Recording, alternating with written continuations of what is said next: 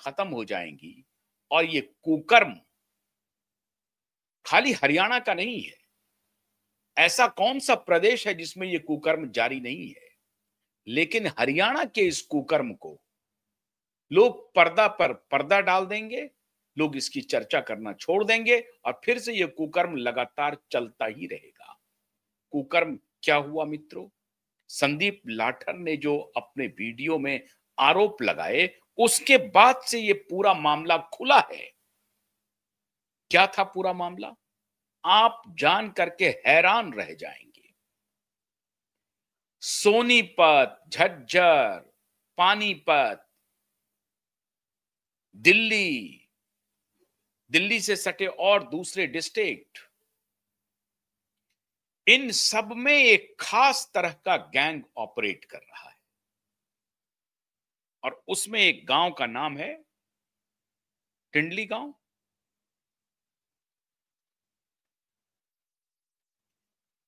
एक गांव है, उस गांव विशेष से या उसके आसपास के इन 2-3 डिस्ट्रिक्ट के नौजवान अद्भुत काम कर रहे हैं।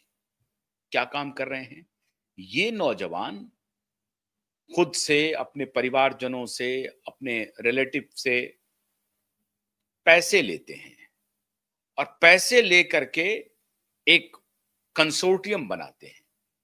और वो कंसोर्टियम बड़े बड़े लोगों को, बड़े बड़े बिल्डर्स को, बड़ी बड़ी कंपनियों को पैसे देते हैं इंटरेस्ट पे।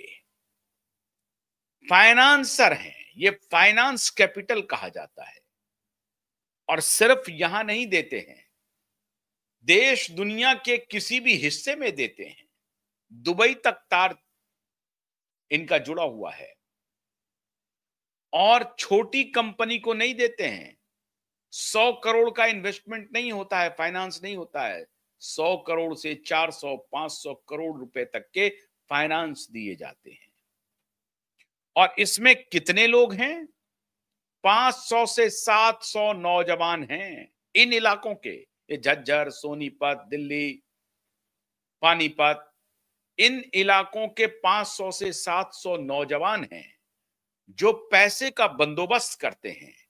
और उनका जो कंसोर्टियम है वो लगभग 100 से 500 करोड़ तक के पैसे का इंतजाम करके वो निवेश करते हैं अलग अलग कंपनियों में, अलग अलग प्रोजेक्ट में। और उससे जो उनको आय होती है, ये सारा का सारा ब्लैक का कारोबार है। पैसे लेना, ब्लैक में पैसे देना। अगर 1 करोड़ रुपए हमने दिए आपको तो 2-3 महीने के बाद 1 करोड़ 20 लाख, 1 करोड़ 30 लाख रुपए का रिटर्न आता है। क्विक रिटर्न चलता है। अब 1 करोड़ से, अब आप सोचिए इसी तरीके से अगर 1 करोड़ को 5 करोड़ में तब्दील कर दीजिए तो 3 महीने में कितने पैसे आ गए? 500 करोड़ अगर कर दीजिए तो 500 करोड़ का जो रिटर्न आता है, फिर ये इन सब में बट जाता है। और ये पूरी तरह से ऑर्गेनाइज्ड है। नौजवान काम कर रहे हैं, 40 वर्ष के नीचे के नौजवान काम कर रहे हैं इस ऑर्गेनाइज फाइनेंसिंग में। धंधा पहले कहां से शुरू होता है? मंजीत 6-3 नाम का एक व्यक्ति है जो अब इस दुनिया में नहीं है। मंजीत 6-3 की हत्या हो चुकी है। यहीं से खेल शुरू होता है। ये हरियाणा के एक गांव के हैं और वो बहुत दूर नहीं है दिल्ली से।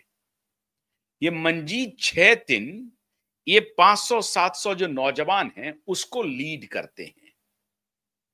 मतलब सारे लोग पैसा इनके पास इकट्ठा करते हैं। इनकी एक पूरी टीम थी जो अलग अलग डेवलपर को, जैसे रियल एस्टेट में देना है और किसी सेक्टर में डालना है, रेस्टोरेंट बिजनेस में डालना है, ये डालने का काम मंजीत 6-3 करते थे। और आप हैरान हो जाएंगे इनका पैसा कहां कहां लगा हुआ था। अपोलो टायर का तो नाम सुना है आपने? अपोलो टायर की कंपनी में भी, अपोलो टायर वालों को भी इनके पैसे पहुंचते थे इन्वेस्टमेंट को लेकर के। इतना ही नहीं, खबर आ रही है कि सापोर जी पालोन जी, जो रियल एस्टेट का इतना बड़ा खिलाड़ी है, इंफ्रास्ट्रक्चर का इतना बड़ा खिलाड़ी है, इंफ्रास्ट्रक्चर कंपनी है, वो सापोर जी पालोन जी में भी जो दूसरे सबलेटिंग होते थे उनके माध्यम से सापोर जी पालोन जी कंपनी में भी इनका इन बच्चों का निवेश होता था। ये बच्चे नहीं हैं जो 500 करोड़ रुपए तक इकट्ठा कर लेते हैं और 500 करोड़ रुपए तक निवेश करते हैं, उसे आप बच्चा तो नहीं कहेंगे।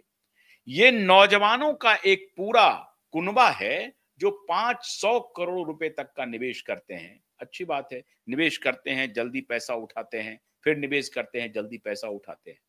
अब इन बच्चों के पास पैसे खाली परिवारजनों से नहीं आते हैं। अब खेल देखिए कैसे, समझिए। ये जो मदन छेतीन हैं, मंजीत छेतीन, इनकी हत्या में नाम आ रहा है एक राव इंद्रजीत सिंह यादव का।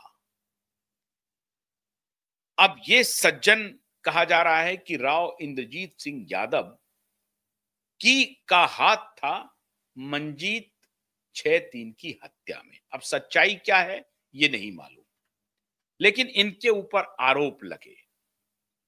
मंजीत छेतीन और राव इंद्रजीत के बीच में झगड़ा कैसे शुरू हुआ? असल में हरियाणा के बहुत बड़ा लॉबी, हरियाणा का जो पॉलिटिकल लॉबी या क्रॉस द पार्टी, चाहे वो इनेलो हो, चाहे वो कांग्रेस पार्टी हो, चाहे वो भारतीय जनता पार्टी हो, हर पार्टी के नेताओं के साथ माननीय के अच्छे संबंध हैं। और इसलिए हरियाणा के IPS, IAS, Haryana public service commission के ऑफिसर्स, बड़े ऑफिसरों के साथ इनके बहुत अच्छे रिश्ते हो गए। और ये पूरा lobby, politics, bureaucracy, direct administration, police, इन सब ने मिलकर के सोचा कि हम कहां इधर उधर जाएंगे, एक पॉइंटेड पर्सन को तलाशते हैं। और वो पॉइंटेड पर्सन रहा ये माननीय राव इंद्रजीत सिंह यादव।